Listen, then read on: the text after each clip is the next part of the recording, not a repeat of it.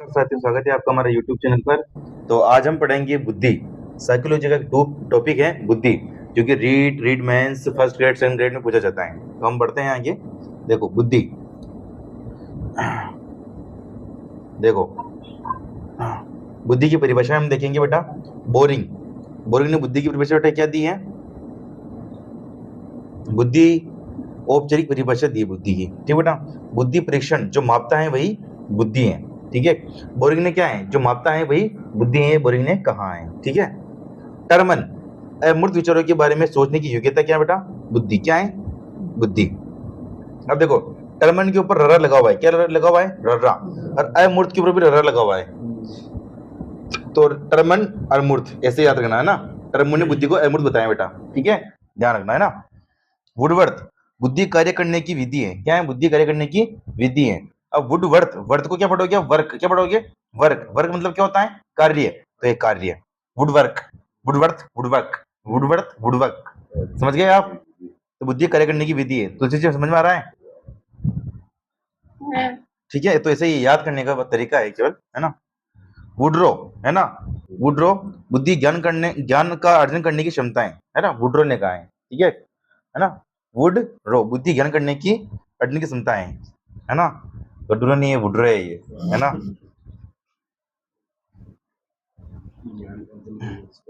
तुलसी चीज जाने दे रहे। देखो बीने, बुद्धि इन चार तत्वों में सम्मिलित है: ज्ञान, आविष्कार, निर्देश और आलोचना, है ना। बिन्ने ने कहा है कि बुद्धि इन चार तत्वों में सम्मिलित है बेटा। ये तो ज्ञान, आविष्कार, निर्देश और आलोचना, ठीक है। तो ध्यान रखना आप, है ना। ठीक है, आगे देखो। बनकिंगम, सीखने की शक्ति है बुद्धि, है ना। बुद्धि क्या है? सीखने की शक्ति है। अब देखो किंग आ रहा है इसमें। किंग के पास क्या होती है? शक्ति। क्या होती है? शक्ति। तो शक्ति समझ गए तुलसी जी, है ना। आगे देखो। गाल्टन, बुद्धि पहचानने या सीखने की शक्ति है, ठीक है। बुद्धि पहचानने व सीखने की शक्ति है। और उसके ऊपर गाल पर हम टन लगाएंगे तो वो पहचान जाएगा, ठीक है। तो बुद्धि पहचानने व सीखने की शक्ति है, समझ गए आप, है ना। फिर देखो रायबर्न, बुद्धि वह शक्ति है जो हमें समस्याओं का समाधान करने और उद्देश्यों को प्राप्त करने की क्षमता देती है। ये रायबर्न ने कहा है, ठीक है। कोल सैनिक, बुद्धि कोई क्षमता या योग्यता नहीं है जो परिस्थितियों के समान रूप से कार्य करती है, वरन अनेक विभिन्नताओं योग्यताओं का योग है। ये कोल सैनिक ने कहा है, ठीक बेटा। फिर देखो थॉर्नडाइक, गत पूर्व अनुभवों से लाभ उठाने की क्षमता को ही बुद्धि कहते हैं। ये थॉर्नडाइक ने कहा है। और थॉर्नडाइक ने किस पर प्रयोग किया है? तुलसी जी बताइए। बिल्ली पर। थॉर्नडाइक ने कौन सा सिद्धांत दिया है बेटा, बताइए। प्रयास और त्रुटि का सिद्धांत, है ना। प्रयास और त्रुटि का सिद्धांत, ठीक बेटा। प्रयास और त्रुटि का सिद्धांत, है ना, थॉर्नडाइक ने ना।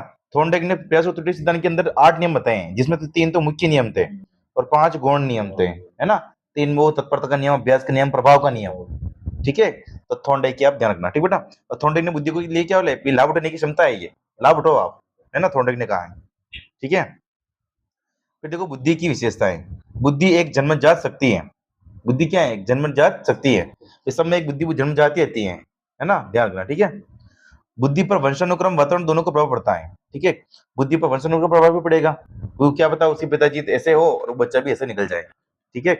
वातावरण का प्रभाव, जिस माहौल में रहेगा वो उसी माहौल में वो ऐसा बन जाएगा, ठीक है। आप पढ़े के माहौल में रहोगे तो आप भी पढ़े वाले बन जाओगे, पढ़े के माहौल में नहीं रहोगे तो पढ़े वाले नहीं बनोगे, ठीक है। क्या हुआ तुलसी, बहुत मैसेज आ रहा है क्या? कौन आ रहा है? देखे किसी का।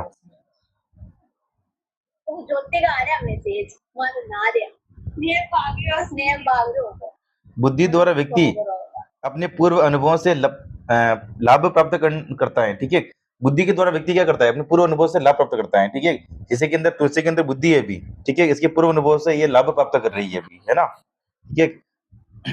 बुद्धि व्यक्ति जो कठिन परिस्थितियों तथा जटिल समस्याओं का समाधान करने में मदद करती है, ठीक है। बुद्धि क्या है? व्यक्ति की कठिन परिस्थितियों, ठीक है। अभी जैसे कि तुम्हारे सामने कठिन परिस्थिति आती है, बीएसटी का एग्जाम है, उससे समस्या का समाधान करेगी ये, ठीक है। तो कठिन परिस्थिति के अंदर समस्या का समाधान करती है बुद्धि, समझ गए, है ना। बुद्धि व्यक्ति को नई चीजें सीखने में सहायता करती है, ठीक है। अगर आपकी बुद्धि होगी तो आप नई चीजें सीखोगे, समझ गए आप। बुद्धि के कारण व्यक्ति नई चीजें सीखने में सहायता करती हैं, ठीक है। बुद्धि पर लिंग भेद का कोई प्रभाव नहीं पड़ता है। ऐसा नहीं कि भी तुलसी लड़की है तो भी तुलसी ज्यादा सीखेगी, रवि लड़का है तो रवि कम सीखेगा। तो बुद्धि पर लिंग का कोई प्रभाव नहीं पड़ता है, ठीक है, ध्यान रखना है ना। फिर देखो बुद्धि के प्रकार, ठीक है बेटा, ये तो बुद्धि की विशेषता थी। अब देखो बुद्धि के प्रकार से बहुत बड़ा प्रश्न पूछते हैं, ठीक है। थॉर्नडाइक ने 3 प्रकार बताए बेटा। बुद्धि के कितने बताए थॉर्नडाइक ने? 3 प्रकार। यांत्रिक बुद्धि यानी कि मैकेनिकल इंटेलिजेंस, है ना। इस बुद्धि की सहायता से व्यक्ति यंत्रों व भौतिक वस्तुओं का परिचालन करता है। इस बुद्धि को मूर्त बुद्धि या गमक बुद्धि भी कहा जाता है बेटा, है ना। गमक मतलब कि मोटर इंटेलिजेंट, है ना, भी कहा जाता है। देखो यांत्रिक बुद्धि बेटा किसमें होगी? जैसे कि देखो कि आप मतलब कि वो इन मतलब के मिस्त्री में, ठीक है। तो इस ये मैं यांत्रिक बुद्धि में मतलब मैकेनिक बुद्धि कहेंगे। यंत्र को कैसे जोड़ना है, कैसे तोड़ना है, कैसे क्या करना है। अभी मैं आपको कह दूं सुनील जी को जब पंचर निकाल, तो सुनील पंचर नहीं निकाल पाएगा, ठीक है, क्योंकि इसमें यांत्रिक बुद्धि नहीं है, ठीक है ना।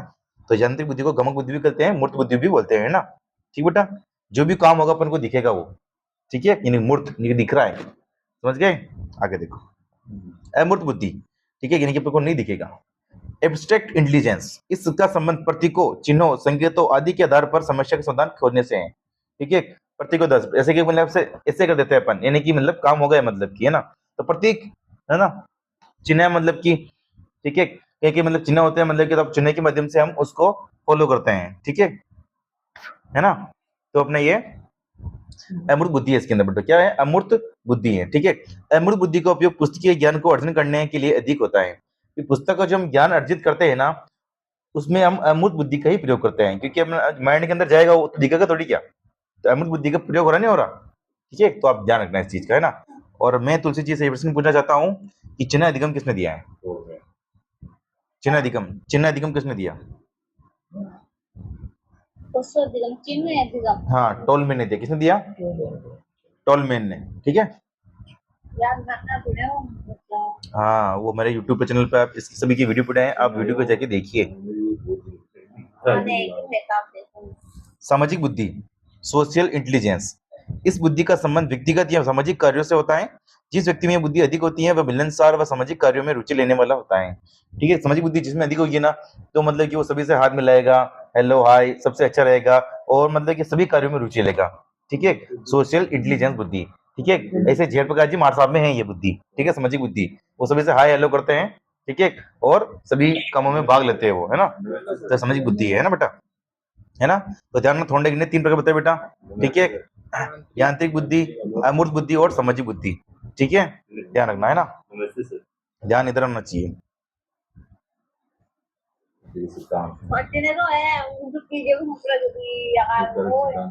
बुद्धि के सिद्धांत, थ्योरी ऑफ इंटेलिजेंस, है ना। बुद्धि के स्वरूप की व्याख्या करने के लिए मनोवैज्ञानिक द्वारा बुद्धि के अलग अलग सिद्धांत दिए गए हैं, ठीक है। अब पढ़ेंगे हम बुद्धि के सिद्धांत पढ़ेंगे, ठीक है। एक कारक सिद्धांत किसने दिया? एक कारक सिद्धांत बेटा देखते हैं अभी, ठीक है। इस सिद्धांत के अनुसार बुद्धि में केवल एक प्रतीकात्मक क्षमता सम्मिलित होती है, जो व्यक्ति की सभी क्रियाओं में विद्यमान होती है। इस सिद्धांत के अनुसार जो व्यक्ति एक क्षेत्र में निपुण होता है वह सभी क्षेत्र में निपुण होता है, ठीक है। बुद्धि का एक कार्य की तो है, बुद्धि का एक कार्य के मतलब एक कार्य के अंदर सब होगा, ठीक है। जो एक से निपुण होगा दूसरे कार्य में भी निपुण होगा, इसका मतलब कहने का ये है। ये निरंकुशवादी सिद्धांत है। अब निरंकुशवादी सिद्धांत मतलब क्या है? कि अपने अपने सही है, दूसरे का गलती है, ठीक है। निरंकुशवादी सिद्धांत मतलब अपने अपने सही मानेगा, यानी कि, ठीक है। समर्थक इससे कौन थे? बीने थे, स्टर्न थे, टर्मन था, जॉनसन, ठीक है। तो आप याद रखना भी एक कारक सिद्धांत किसने दिया है? एक कारक सिद्धांत अपने ये बीने ने दिया है। किसने दिया है? बीने ने दिया है, ठीक है बेटा, है ना। आगे देखो द्विकारक सिद्धांत, टू फैक्टर थ्योरी। प्रतिपादक कौन है बेटा का? स्पेयरमैन। कौन है बेटा? स्पेयरमैन, ठीक है। द्वितीय सिद्धांत, टू फैक्टर थ्योरी, ठीक है बेटा, से द्वितीय सिद्धांत भी बोलते हैं अपन, है ना। 1904 के अंदर, ठीक है, इसमें मैंने दिया था कारक विश्लेषण प्रविधि का प्रयोग किया इसके अंदर, द्विकारक सिद्धांत के अंदर, ठीक है बेटा। बुद्धि की संरचना में मूलतः 2 कारक होते हैं, सामान्य कारक यानी कि जनरल फैक्टर, जी फैक्टर हो गया, ठीक है। विशिष्ट कारक यानी कि स्पेसिफिक फैक्टर यानी कि एस फैक्टर, ठीक है बेटा, है ना। देखो सामान्य कारक, जी कारक को एक्सपेरिमेंट ने मानसिक ऊर्जा कहा है, यानी कि मेंटल एनर्जी कहा है। उनके अनुसार जिस व्यक्ति में जी कारक जितना अधिक होगा, वह व्यक्ति उतना ही अधिक तरह से मानसिक कार्यों को करने में प्रवीण होगा। ठीक है, जी फैक्टर को जन्मजात कारक भी कहा गया है। ठीक है, मतलब कि जनरल फैक्टर को जन्मजात कारक भी कहा गया है। ठीक है बेटा, ध्यान रखना है ना।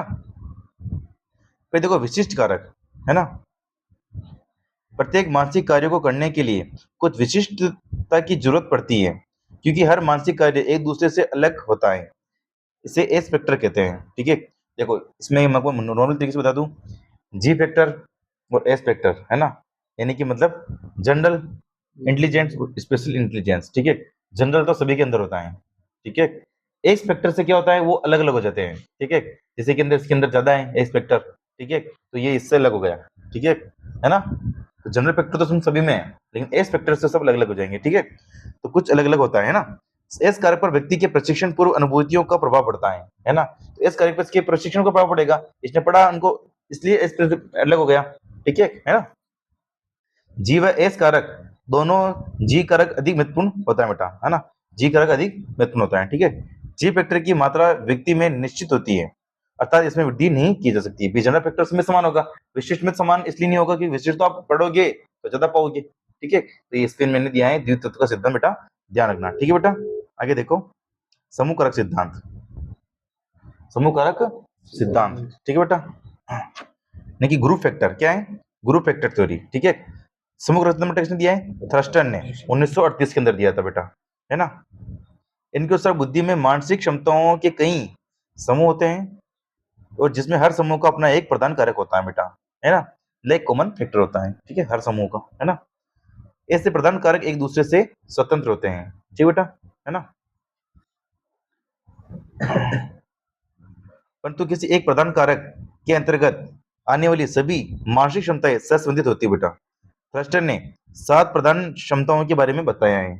ठीक है, शाब्दिक अर्थ, है ना, यानी कि वर्बल, शब्द प्रभाव क्षमता यानी कि वर्ड फ्लुएंसी, देशिक क्षमता यानी कि स्थानिक क्षमता यानी कि स्पेशियल, आंकिक क्षमता यानी कि न्यूमेरिकल, तर्क क्षमता यानी कि रीजनिंग, है ना, स्मृति क्षमता यानी कि मेमोरी एबिलिटी, है ना, प्रत्यक्षता क्षमता यानी कि पिट्यूचल स्पीडियल।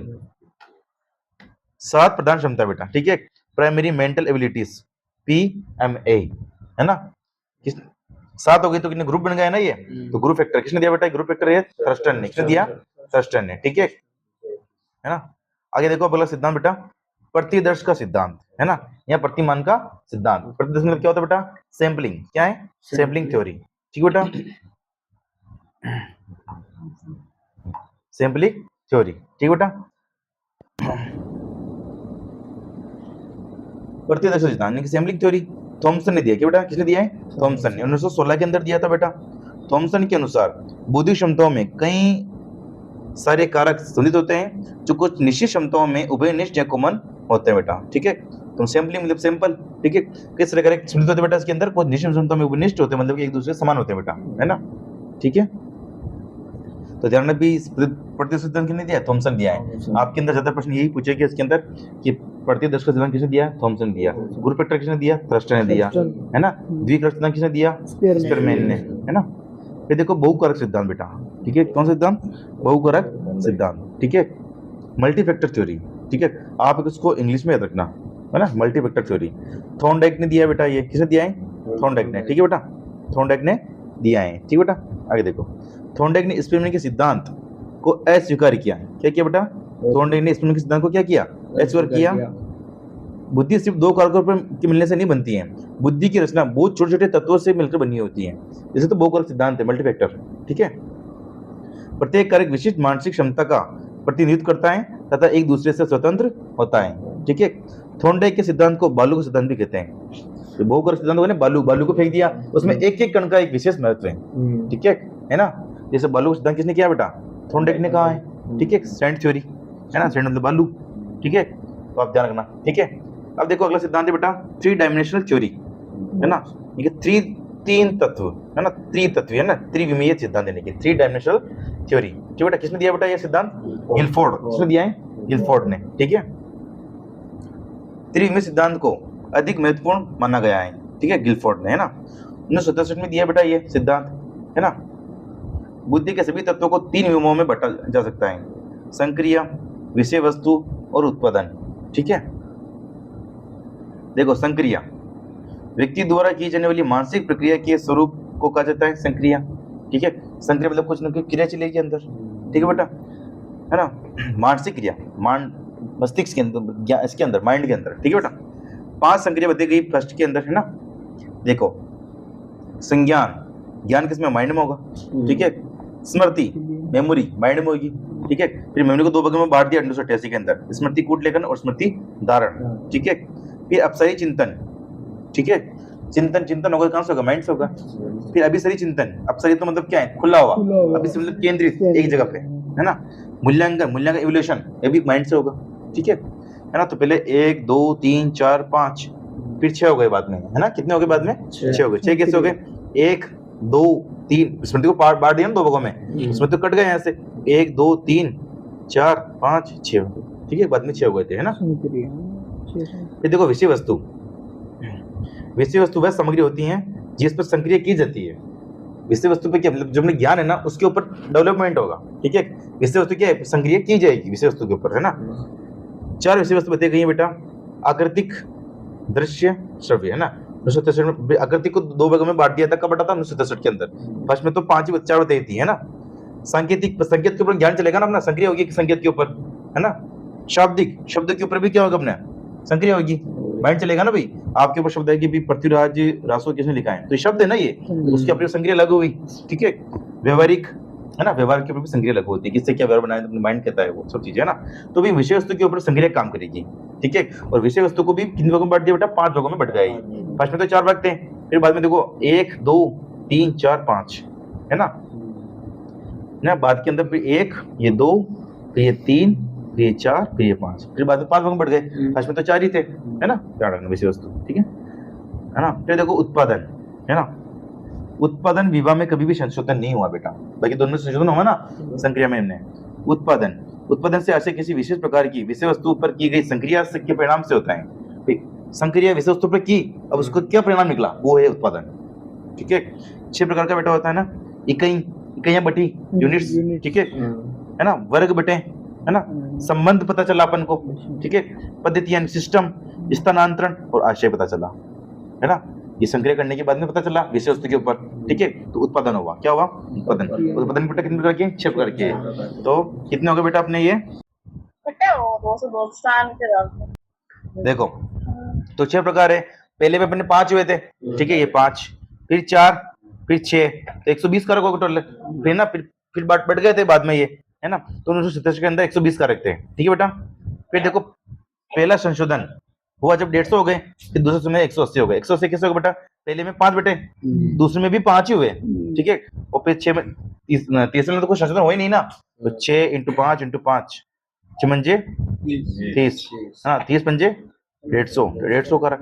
ठीक बेटा, फिर देखो दूसरे संशोधन में क्या हुआ बेटा, पहले में 5 थे, है ना, फिर उसमें 2 बढ़ गए, स्मृति को 2 भाग में बांट दिया था ना, तो 6 हो गए। फिर बाद में 4 थे वो, तो फिर उसमें टूट गए 2, श्रव्य, दृश्य, तो ये 5 हो गए। तो 6 की 6, उसमें उत्पादन के अंदर कोई संशोधन हुए नहीं। तो 6 × 5 × 6 कितने हो बेटा, 180 कारक। तो वर्तमान के अंदर कितने कारक है, 180 कारक है। ये पूछते हैं, ध्यान रख लेना आप, है ना। ठीक है ना। फिर देखो बुद्धि का सिद्धांत, आगे देखो एक और, ठोस बुद्धि व तरल बुद्धि बेटा। ठीक है ना।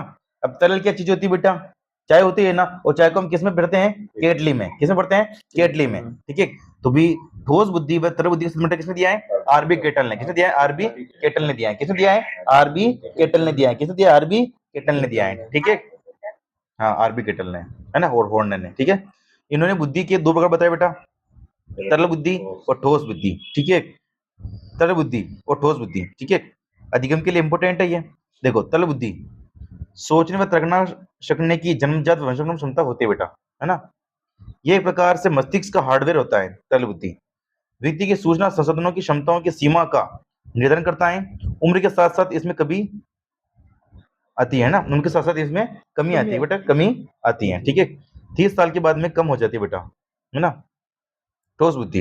इसलिए 30 साल पहले आप नौकरी पाले ना तुलसी जी। ठीक है, ठोस बुद्धि व्यक्ति के अनुभवों द्वारा अर्जित ज्ञान तथा निश्चित समस्याओं के समाधान प्राप्त अनुभवों से होता है बेटा, है ना। ठोस बुद्धि विशेष समस्याओं के समाधान से होता है, अनुभव होती है बेटा, है ना, ये अर्जित होती है बेटा, है ना, ध्यान रखना है ना। तो तरल बुद्धि तो जन्मजात होगी, ठोस बुद्धि में अर्जित होगी, ठीक है, ध्यान रखना है ना। जन्मजात तेरे में बुद्धि थी, फिर तेरे ठोस बुद्धि तेरे अंदर आई, इसलिए तेरा डिस्ट्रीब्यूशन नंबर आया, ठीक है, ध्यान रखना है ना। ध्यान इधर होना चाहिए, दूसरा मोबाइल बाद में चला लेना।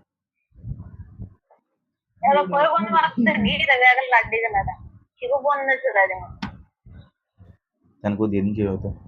बुद्धि का पदानुक्रमिक सिद्धांत, ठीक है, हियरिकल थ्योरी, ठीक है, बुद्धि का पदानुक्रमिक सिद्धांत, ठीक है।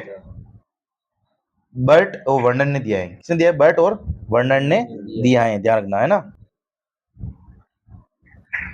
इस सिद्धांत बुद्धि की तुलना किससे की बेटा?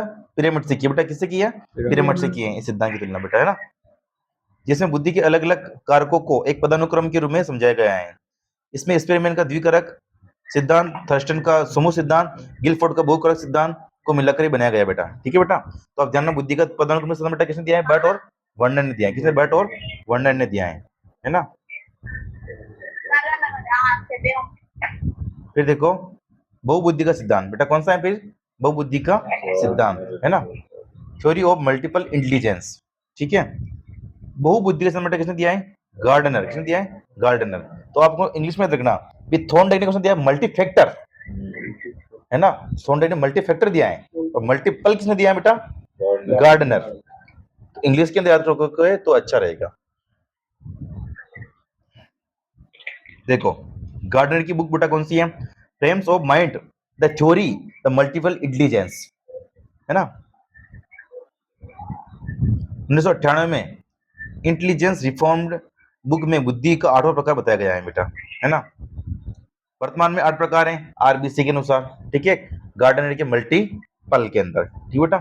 देखो भाषी बुद्धि, भाषी बुद्धि किसमें होगी बेटा? जिस जो भाषा का काम करेगा, जैसे कि कवि हो गया, रेडियो वाले हो गए, है ना, रेडियो वाले बोलते हैं, टीवी वाले हो गए, टीवी वाले बोलती है ना भी वो हमारा समाचार 2 बजे 3 बजे तक ये आएगा, ये समाचार वो जल्दी बोलती है, तो भाषा बुद्धि उसके अंदर, ठीक है। उद्घोषक है, साहित्यकार है ना, तो इसके अंदर क्या होती है बेटा? भाषी बुद्धि होती है बेटा, ठीक है। फिर देखो तार्किक गणितीय बुद्धि, नहीं लॉजिकल मैथमेटिकल, ठीक है। गणितीय बुद्धि गणितज्ञ के अंदर होगी, अर्थशास्त्र के अंदर होगी, वैज्ञानिक के अंदर होगी बेटा, तकनीक के अंदर, तकनीकी के अंदर होगी, लेखाकार के अंदर। लेखाकार मतलब अकाउंटेबल, जो अपने मतलब कि वो पैसा कोटी का काम करता है उसे कहते हैं अकाउंटेबल, ठीक है। तो फिर उसके अंदर होगी ना होगी गणितीय बुद्धि, ठीक बेटा। आगे देखो स्थानिक बुद्धि, ठीक है, जो स्थान से मतलब चित्रकार के अंदर होगी बेटा, है ना, मूर्तिकार के अंदर होगी स्थानिक बुद्धि, है ना, जो ग्राउंड लेवल पर काम करते हैं, वास्तुकार के अंदर होगी, और पायलट के अंदर भी स्थानिक बुद्धि होती है बेटा। यहाँ से वहां जाना है तो उसके अंदर स्थानिक बुद्धि होगी, ठीक है ना बेटा। नाविक के अंदर होगी बेटा, और मानचित्रकार के अंदर भी स्थानिक बुद्धि होती है, ठीक है। फिर देखो शारीरिक गतिक बुद्धि, है ना, नर्तक के अंदर होगी अपने डांस वांस कैसे करना है ना, तुलसी के अंदर है शारीरिक गति बुद्धि, है ना। खिलाड़ी के अंदर होगी, न्यूरो सर्जन के अंदर होगी, है ना, और योग निदेशक के अंदर भी होगी, ठीक है। आगे देखो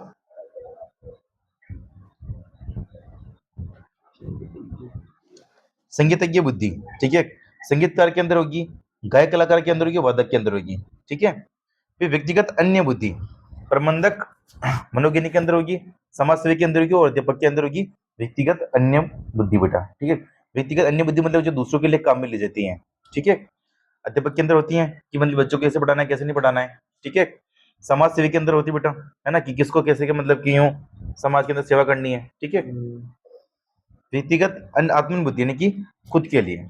मनोवैज्ञानिक के अंदर होगी, काउंसलिंग के अंदर होगी, और दार्शनिक के अंदर होगी बेटा, ठीक है। फिर देखो प्रकृतिवादी बुद्धि जियोलॉजिस्ट के अंदर होगी, भूगोलविद के अंदर होगी बेटा, पशु चिकित्सक के अंदर होगी, और वनस्पति विशेषज्ञ के अंदर होगी प्रकृतिवादी बुद्धि, मतलब जो प्रकृति का ज्ञान, प्रकृति से संबंधित जो भी चीजें होगी, ठीक है बेटा, तो प्रकृति बुद्धि, ठीक है।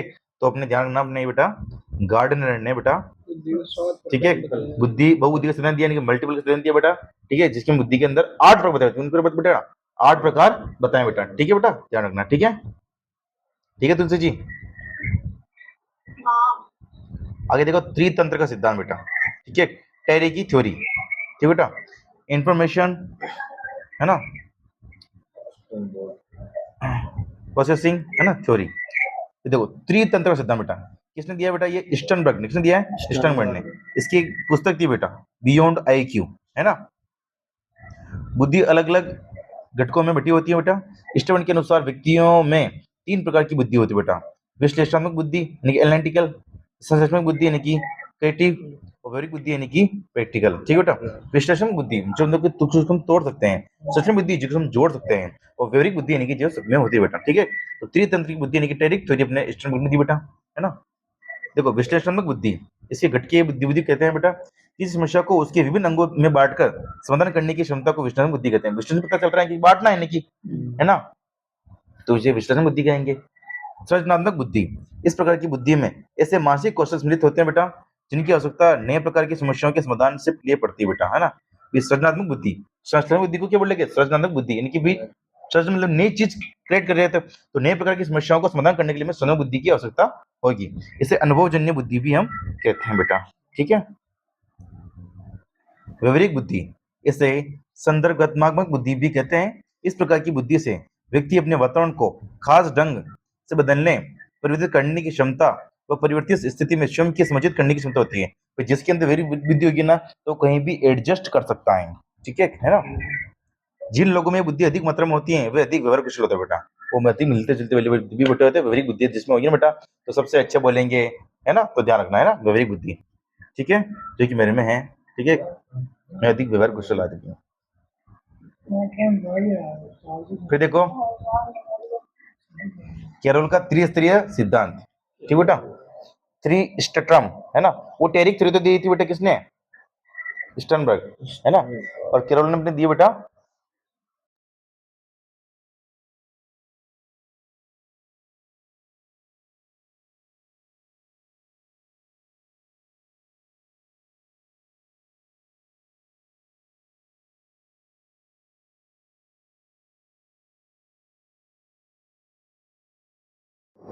देखो केरल ने मानसिक कौशल को 3 प्रकार में बताया बेटा, सामान्य, विस्तीर्ण और संकीर्ण। ठीक बेटा, है ना। केरल ने मानसिक कौशल को 3 प्रकार में बताया, सामान्य, विस्तीर्ण और संकीर्ण।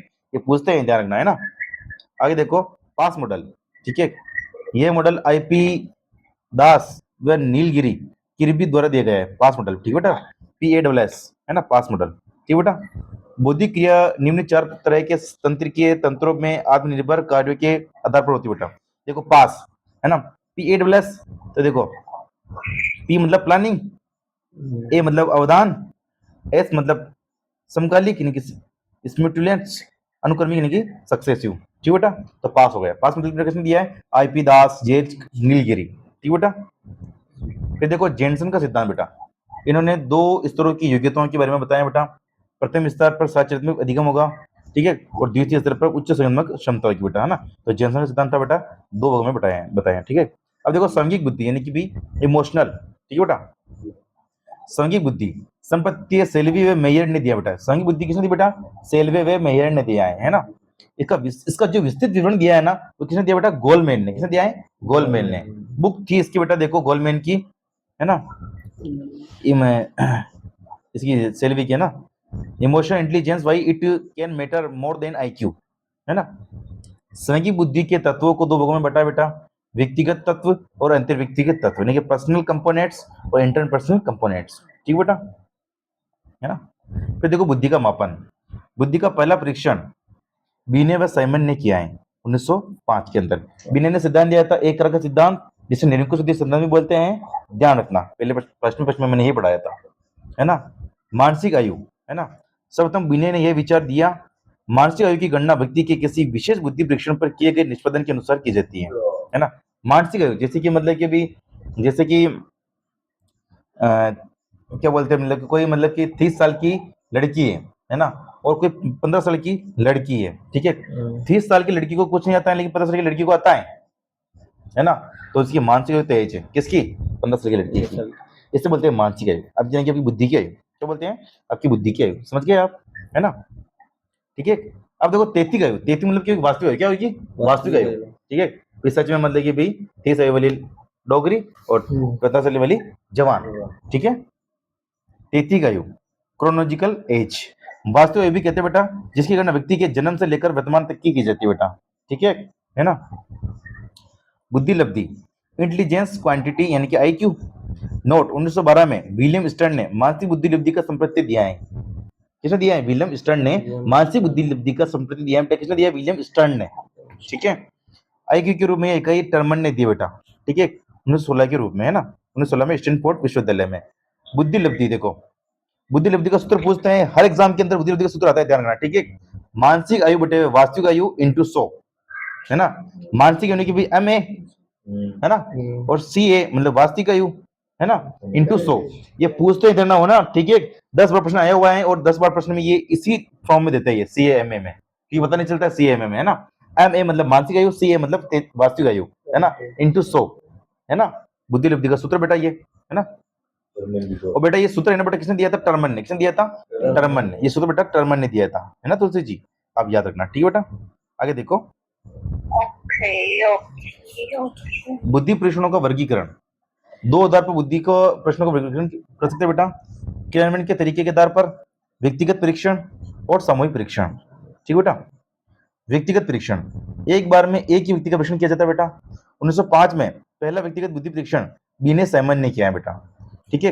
इसके बेटा देखो, व्यक्तिगत परीक्षण के अंदर कौन कौन से परीक्षण थे बेटा? देखो, स्टैनफोर्ड टर्मन संशोधन, गुडिनेट ड्रॉप मेन परीक्षण, भाटे बैटरी, पोर्टियस बुलबुले परीक्षण और गण रचना परीक्षण।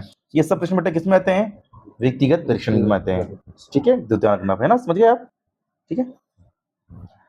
फिर देखो सामूहिक बुद्धि परीक्षण, जिनको एक समय में एक से अधिक व्यक्तियों पर, व्यक्ति के समूह पर क्रियान्वित किया जा सकता है बेटा, तो उसे सामूहिक बुद्धि परीक्षण भी कहते हैं, है ना। फिर एक बुद्धि परीक्षण जो 10 जनों का मतलब कि आकलन कर ले, उसे कहेंगे हम सामूहिक बुद्धि परीक्षण, ठीक है ना। पहला सामूहिक बुद्धि परीक्षण प्रथम विश्व युद्ध के दौरान अमेरिका में बनाया गया, आर्मी अल्फा और आर्मी बीटा, ठीक है। जालोटा सदन मानसिक युद्ध परीक्षण, टंडन मेहता सामान्य बुद्धि परीक्षण और आर्मी सामान्य वर्गीकरण परीक्षण, ये सब कौन से परीक्षण बेटा? सामूहिक बुद्धि परीक्षण है सभी, ठीक है। फिर देखो एकांशों के स्वरूप के आधार पर परीक्षण बेटा, 4 वर्गों में बेटा गया है बेटा।